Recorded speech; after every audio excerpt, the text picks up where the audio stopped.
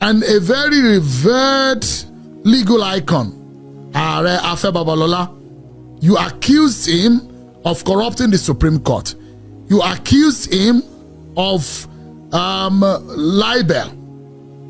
And you accuse him of leveraging his influence in the judiciary to deny you justice. You made reference to a particular case. And you also dragged the likes of Mr. Pedro SAN in all of this argument. What exactly was the situation? And how can you defend what you have alleged in this book?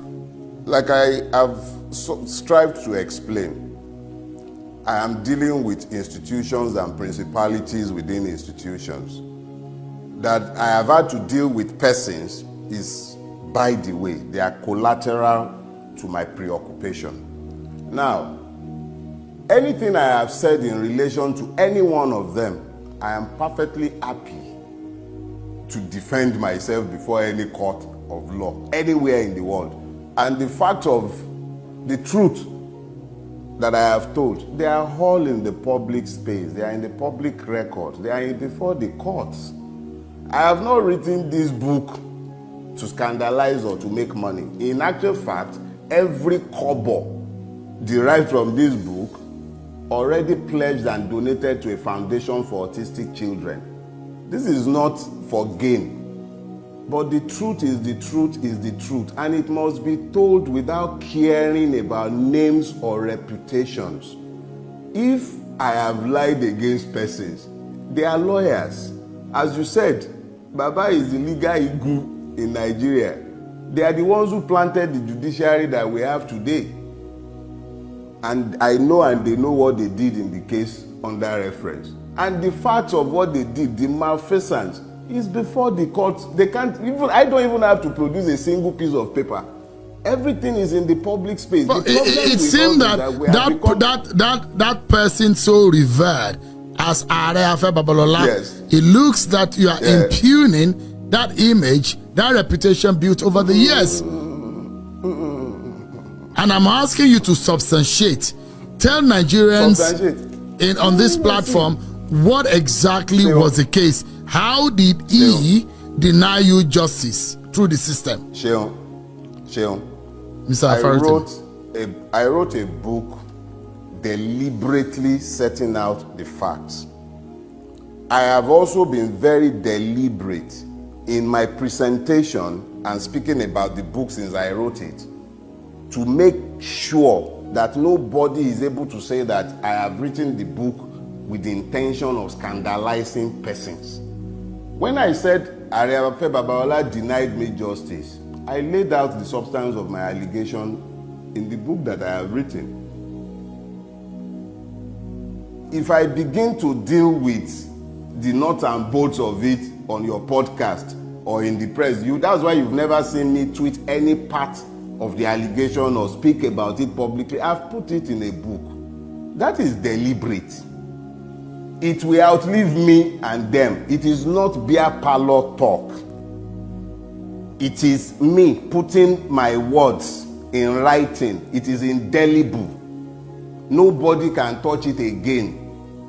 Before that book was written, my major prayer was that Are Afe Babalola should live to read that book, or at least have somebody read it to him, or at least have somebody tell him about it so that he's able to rebut, and nobody is going to turn around later on and claim that, why didn't you say this when he was alive?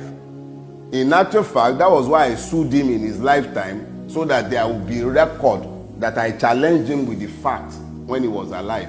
And thanks to God, the God who has given all of us life, he has preserved him as he has preserved me. Are Afe Babalola is alive and well. He is well able to challenge the facts as I have laid them out. So when I say that he denied me justice, even you who has read the book, let me just say this. How do you explain that the person who was the chairperson at my wedding was the judge, the chairperson at my wedding, who has not talked to me and has kept a distance and been very malicious towards me since 2003? She has never had a word to say to me. That was the person, my very first employer as a lawyer. That was the judge that the case was assigned to. my case against Afe Babalola was assigned to that judge. And you think that you couldn't have gotten justice? How could I possibly have gotten justice from a judge who hadn't spoken to me, who was chairperson at my wedding, who was the first person to ever employ me? And that One will imagine that kind of person would be in your favor, not against you. Oh, I didn't need anyone to be in my favor. But as I said in the book, the moment the case was assigned to her, I called the former head of chambers and told him, see, they've assigned my case to this woman. If I write a letter demanding that the case be removed, it will be construed as me being malicious. I'll leave it, since she's not the substantive judge. She's meant to be the I can't remember what they call those things. When you file a case, first it goes to a judge before it goes to trial. She was just meant to just take the preliminary issues. But she killed the case before it even went. That's another story, and it's been told. See, justice must not only be done, it must be seen to have been done. She adjourned to rule on a preliminary objection. We wrote 2 letters to the court to find out when the ruling will be delivered, and copied her first chamber. Nobody ever responded. 9 months after her adjournment, she delivered the ruling without even informing us. We just happened to be in court for something else, and we realized that she had delivered her ruling without ever informing us. I have provided more. Look, my own is this. Before the book was written, I was pressured. I was under a lot of personal pressure that I must write this book and it must be in the public space, because none of us will live forever. Now I have written this book. Those who feel aggrieved by the book should do me the favor of suing me. I have not whispered in a beer parlor. I did not talk in some back room somewhere. I have written a book. It is in the public domain. If they are aggrieved, let them go to court. Maybe everybody, they tell us in Nigeria, go to court. Okay, so me, I'm saying to them as well, go to court. But you have not still told me on this platform, and perhaps a lot of my audiences who have not read the book, what did Are Afe Babalola do to you? You are making this sound like some personal grievance between myself and Are Afe Babalola. I'm saying it is not personal. I'm saying that Are Afe Babalola corrupted the judiciary. And in corrupting the judiciary, it came across my practice. When I came across it, I challenged it as a lawyer, and I fought it to the point where he could not enjoy the fruit of his exertion in the Supreme Court. In writing the letter that he wrote to the then Chief Justice of Lagos State, Ayomide Philip, he libeled me. He suggested that I should be derobed, that what I had done was deserving of sanction, and I should have been struck off the bar. And when I saw this, knowing what I already knew of what he did, I wrote a letter asking that he should withdraw that letter that he had written that was libelous of me. And he declined. Arrogantly so, he declined. And I sued him for libel. And when I sued for libel, the machines of corruption went into overdrive, and a case that should never have been killed at the preliminary stage was killed. Everything about the case, the judge to whom it was assigned, the manner of the handling of the case, 9 months after it was adjourned for ruling, 9 months, the procedures are clear, it shouldn't be longer than 3 months. 9 months without informing us, in spite of the fact that we had written 2 letters to request to be told when the ruling will be delivered. So, and then the ruling went as far as to say that, look, Sheung, there are some things that should not be reduced to person. This has nothing to do with persons. If Areafe Babalola was the only person who is licensed to enjoy that level of impunity, that's different. It's not about him. It's a system-wide problem. You simply can't get justice from the system. When I spoke about him and the others, they are merely as examples. He has nothing to do with persons. I don't know him as a person beyond what I have described. I think I've only ever set my eye on him once in my entire life. I described it in the book. It was at Heathrow Terminal 5. That was the only time I ever saw him in my life, and it was before this occurrence. So it's nothing personal. But if persons have perpetrated evil and they have reinforced it and built a system that is as patently evil as the one in which we are living, it becomes the duty of the conscious. If you are conscious of that evil, you must speak against it. If you don't speak against it, you are helping to normalize it. So when the United Nations is speaking about corruption in the Nigerian system, when a judge is appointing his son, his daughter-in-law, when the entire system becomes as prebendal as it has become, it becomes easy for persons to influence things within the system to the detriment of those who should be citizens. So I'm not speaking about persons. I loathe to speak about persons. But when I am compelled to speak about persons in relation to their impact on the system and as types, I have no choice. I have no choice. It is whether what I have said is the truth or not. That should be what counts. It's not about the person. I don't care about names. I don't care about whether the person is 100 years old or 10 years old. It is about what level of respect have you earned. What is the value of the life you have lived? Do you think that there is some kind of cultic arrangement within the legal profession that drags the judiciary by the jugular, such that there are some persons within the legal profession that get justice the way they want?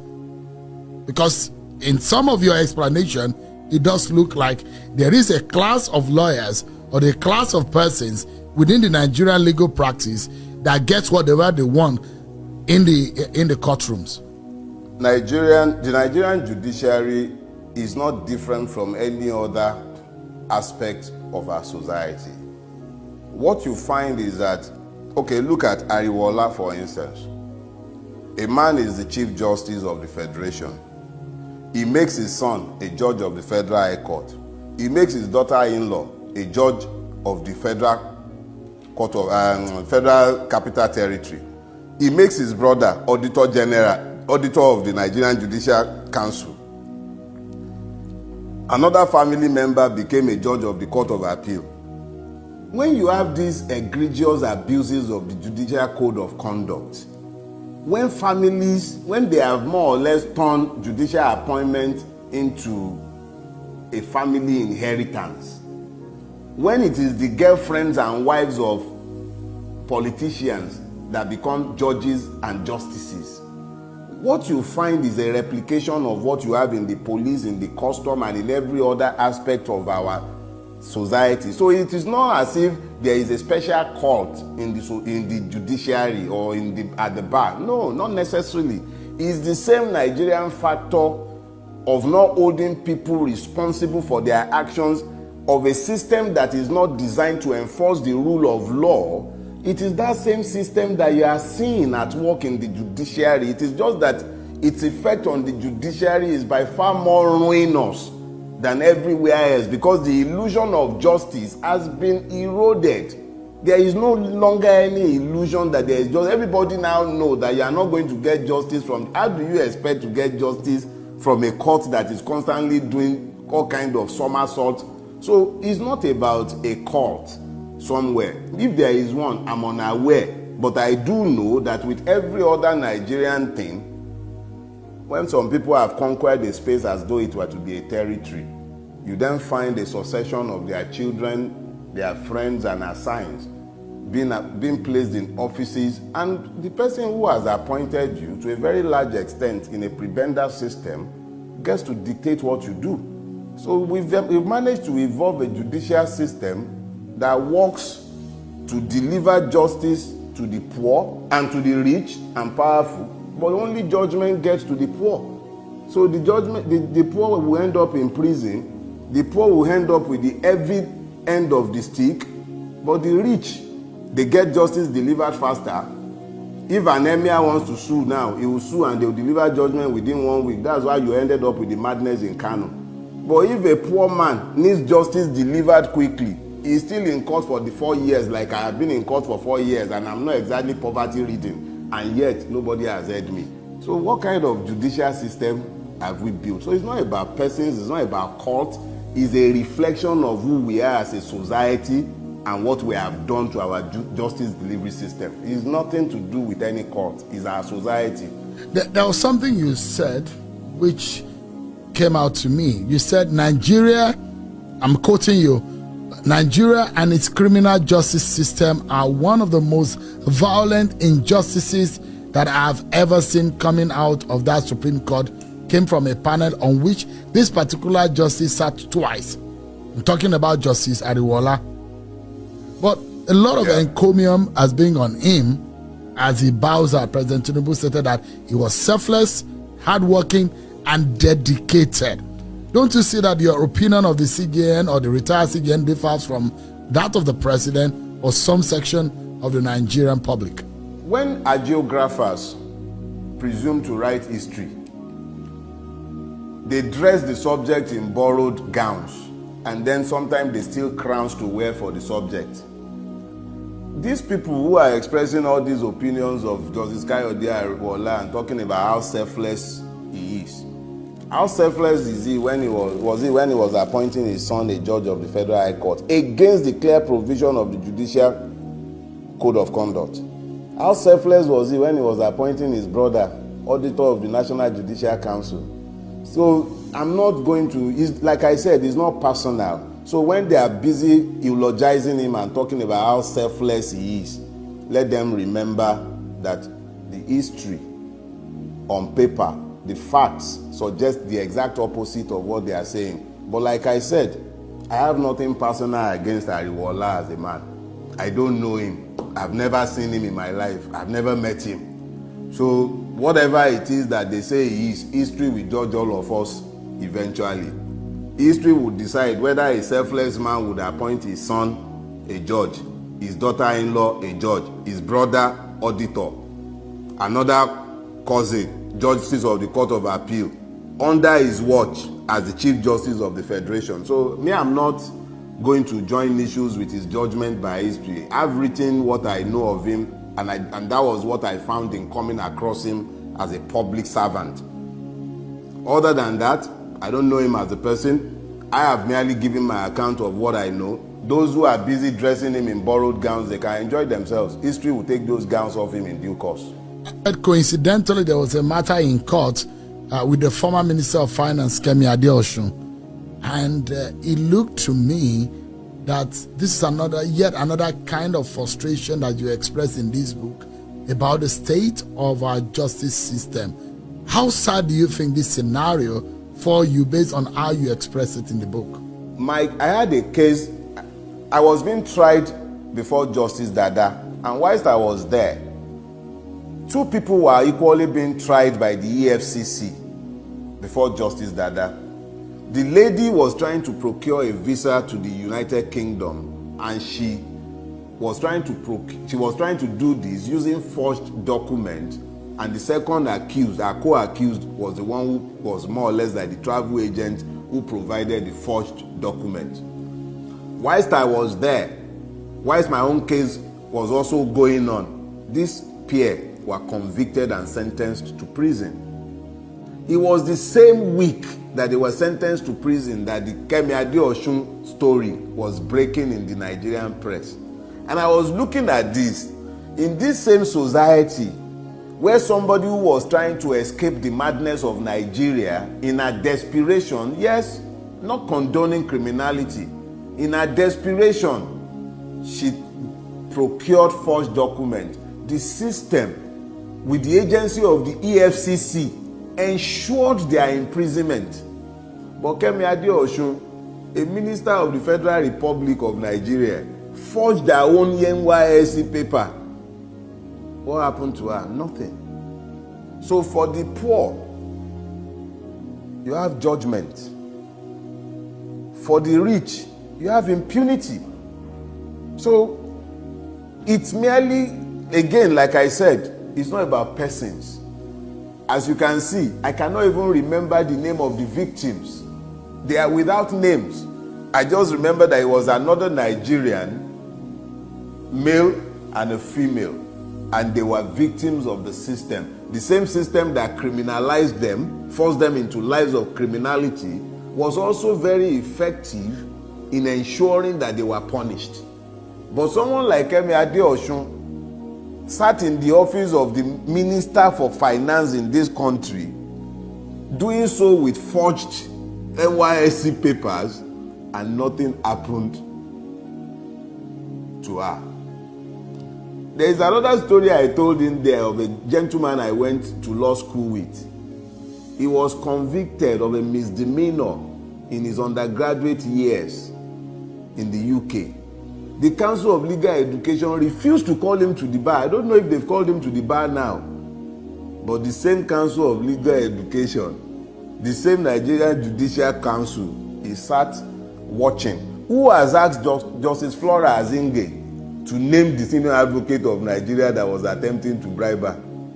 Up until today, nobody. So it's painful, but the reality is that Nigeria is not blessed with a justice delivery system. There is none. The sooner we all wake up to the reality and just admit to our problem, the better for all of us. So the question, because in all of this, you've established and you've shown some of the practical, you are not talking about things that you plucked from the root. You are talking about your personal experiences in the Nigerian judiciary, in your own practice.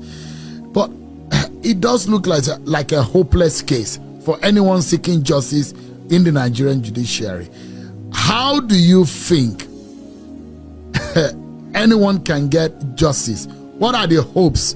How do we get out of this quagmire? And you have said that it is a societal problem, and it's not only typical of the Nigerian judiciary. There are other sectors. What can we do? And I'm hoping that there will be solutions for us to be able to get the kind of judiciary that we wish for. We can't wish for anything, and we can't pray our way out of our mess. We can't even fast our way out of this mess. We have to be decisive enough in telling ourselves the truth. We have a problem, and that problem is not just our judiciary. Our problems lies in our mirrors. All we need to do is look in the mirror and we'll see our problem staring right back at us. The problem is not just if it was just the judiciary, we'll be talking about, okay, let's reform the judiciary. But when you are done reforming the judiciary, what are you going to do about our legislative arm? What are you going to do about our executive? What are you going to do about our police? What are you going to do about our customs? What are you going to do about we ourselves, our society? Ghanaians will not people any of our sectors. We are the ones who will still people it, and the question is, what have we done with it? So when you are asking me what the solutions might be, it is the same solution I've prescribed for the judiciary that I will prescribe for the police, that I will prescribe for our educational system. We need a drastic and urgent, radical turnaround. We have to admit to the fact that where we are is not desirable at all. Where we are, let's stop lying to ourselves that the excreta that has covered us is merely mud. It's not mud. It's foul excrete. We need to admit to it first. If we are going to walk away from it, we must admit to the undesirability of our situation. So the only thing that will save Nigeria, whether we like hearing it or not, there has to be a revolution of our minds before we can even talk about a revolution of our systems. But the system itself is what has conditioned all this to be happening, because there are no consequences for bad behavior. If there were consequences for bad behavior, this will not continue. But everybody has come to the knowledge of the fact that anything goes in our country. There is sheer impunity everywhere you turn. The apogee of the impunity that has come to define our lives as Nigerians is when you hear them tell you, go to court. That statement is pregnant. It tells us of the failure of the state that we have built. When people who are flagrantly disobeying the laws and trampling all over the rights of individuals will look you in the eye and tell you, go to court. Before it used to be, go to the station. Now go report me for station. Now it's no longer report me for station. It's go to court. And the most grueling and gruesome statement of the level of impunity that you are able to deploy, even with the instrumentality of our Supreme Court, are decisions such as the one you saw in Lawan, the like you saw in Akpabio, and the one that was done in the case in question in my book here. So it's not about something, it's not like it happened in my, like I described in my book, and it's happening every day across the length and breadth of Nigeria, from the magistrate court. I think the other day a lawyer was busy broadcasting from a magistrate court, I think in Lagos, talking about how the magistrate, the clerk was demanding bribe before perfecting a bail. The thing, see, stop listening to me. Go out. There is enough out there to tell you how decadent the system has become. It's not about me. It's about the truth. All I am doing, I think the only thing unique about the book I have written is that somebody is talking about their own experiences, and they are not doing beer parlor talk, and they are putting names and dates and facts and figures. That is the only thing that is different. I have come to paint the details. That thing that the United Nations Office of Drug and Crime are telling you blithely, talking about general, the same thing that Mr. Ebonshofunde SAN was talking about when he said judicial reputation is at an all-time low. The Supreme Court judgment have become perfunctory. That is not Dele, that is the venerable Ebonshofunde SAN. Do you know that man is a doyen of our profession? Mr. Farotimi, language. Mr. Farotimi, can we expect any, if Justice Kekereekun decide to take bring out some very major judicial reforms, do you think we can see some kind of changes? And if there is a possibility, what kind of judicial reforms can you see? We've seen a 300% in the rise of pay to judicial officer. Is it a good way to start in reforming the judiciary and ridding it of corruption? You cannot have a judiciary of saints and angels if you have a country peopled by those who have no respect for the law, for justice, or for equity. It is impossible to have a judiciary that is free of corruption when every other aspect of our society is as debased and corrupt as it is. When there are no consequences for actions, people are going to continue to misbehave. So if we're talking about reforms, the reforms cannot be solely about the judiciary. It's a society-wide thing. But if we are focusing on the judiciary, you have to take a look at the process of appointment. If politicians that we have all universally agreed are largely corrupt and crooked are the ones who are appointing judges, what kind of judges do we expect them to appoint? The judges are bound to be reflective of those who are appointing them. So you need to first of all look at, one, how are you recruiting your legislators? How are you recruiting your executive? Because they are the ones who end up influencing the appointment of judges. How are you doing this? So you cannot retain this decadent system as it is and then be expecting that the judiciary would, by some magic, be different from the rest of the system that has produced it. So, talking about the judiciary, yes, we can talk about it sectorally, but it does not change the fact that it is merely a reflection of the society in which it operates. It is part and parcel of our society. Let me